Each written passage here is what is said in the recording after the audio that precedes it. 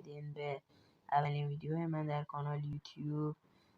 دوستان لطفا حمایت کنید، لایک کنید، سابسکرایب کنید.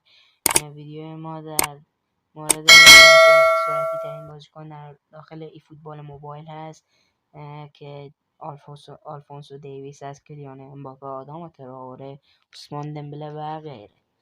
خب دوستان، من هر موقع آلفونسو دیویس رو حرکت دادم تایمر رو هم میزنم. 3 2 1 شروع. آلفونسو دیویس شروع به حرکت کرد. برو برو برو برو. سرعت زیادی هم داره این آلفونسو دیویس و خب تونست 10 ثانیه به نام خودش ثبت کنه. خب دوستان، اولین رقابت بین آلفونسو دیویس و عثمان دمبله است. خب من اینجا عثمان دمبله هم هر موقع حرکتش دادم تایمر رو میزنم. 3 2 1 و برو عثمان برو.